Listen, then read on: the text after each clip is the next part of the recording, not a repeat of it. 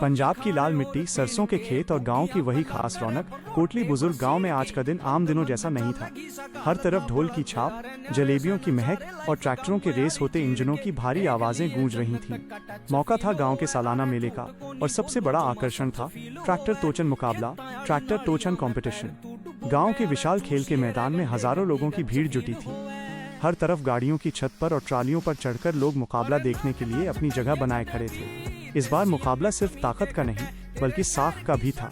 एक तरफ था गुरनाम सिंह, गांव का सबसे बड़ा जमींदार। उसके पास हरी चमक मारता हुआ एकदम नया 4 व्हील ड्राइव भारी भरकम जॉन डियर ट्रैक्टर था। गुरनाम की छाती चौड़ी थी और घमंड उससे भी बड़ा। पिछले 3 सालों से टोचन की ट्रॉफी उसी के नाम थी। दूसरी तरफ था जग्गा, गांव का एक सीधा साधा नौजवान किसान।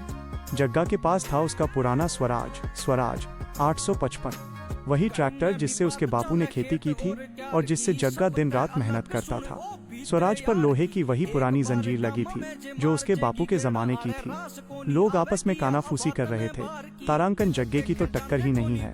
गुरनाम का ट्रैक्टर हाथी जैसा है, ये तो जमीन उखाड़ देगा। लेकिन जग्गा मुस्कुरा रहा था।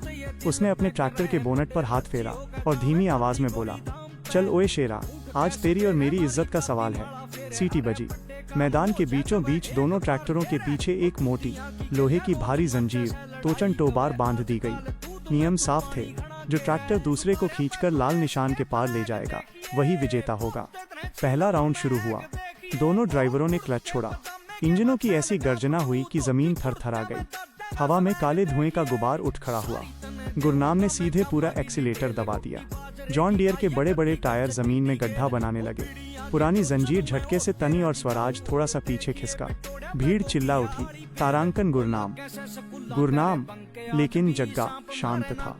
उसे अपने ट्रैक्टर का टॉर्क और जमीन की पकड़ अच्छी तरह मालूम थी। उसने हड़बड़ी नहीं की। उसने धीरे धीरे आरपीएम संभाला, सही समय पर गियर बदला और टायरों को जमीन पकड़ने का मौका दिया। जॉन डियर लगातार ताकत लगा रहा था, लेकिन उसके टायर एक ही जगह घूमकर मिट्टी फेंकने लगे थे। उसकी ताकत जमीन पर ट्रांसफर नहीं हो पा रही थी। ठीक उसी पल जग्गा ने सही मौका देखा। उसने स्वराज का सही गियर डाला, एक्सीलेटर दिया और झटके से क्लच का संतुलन बनाया। स्वराज का अगला हिस्सा हवा में थोड़ा उठा। टायरों ने जमीन को ऐसे जकड़ा जैसे बाज शिकार को जकड़ता है। स्वराज का इंजन अपनी पूरी जान लगाकर गरजा, धूं धूं धूं। जंजीर टिनटिनाकर एकदम सीधी हो गई। जग्गा के स्वराज ने झटके से जॉन डियर को पीछे खींचना शुरू कर दिया। गुरनाम ने स्टीयरिंग को कसकर पकड़ा। मुंह से पसीना छूटने लगा। उसने और रेस दी, लेकिन जॉन डियर के पहिए बेबस होकर उल्टे खिंचते चले गए। 1 सेकंड, 2 सेकंड और जग्गा के स्वराज ने जॉन डियर को घसीटते हुए लाल रेखा के उस पार खींच लिया। पूरा मैदान तालियों, सीटियों और बोले सो निहाल के नारों से गूंज उठा। जग्गा ने ट्रैक्टर रोका और कूदकर नीचे उतरा। उसने सीधे जाकर अपने स्वराज की माटी को माथे से लगाया। गुरनाम भी नीचे उतरा, लेकिन इस बार उसके चेहरे पर घमंड नहीं था। उसने जग्गा की तरफ हाथ बढ़ाया और बोला, तारांकन, ताकत सिर्फ नए इंजन में नहीं होती जग्गा, चलाने वाले के जिगरे और अपनी मशीन से प्यार में होती है। आज तो जीत गया। दोनों ने गले मिलकर हाथ मिलाया। सरपंच ने जग्गा को पीतल की चमचमाती टोचन ट्रॉफी सौंपी।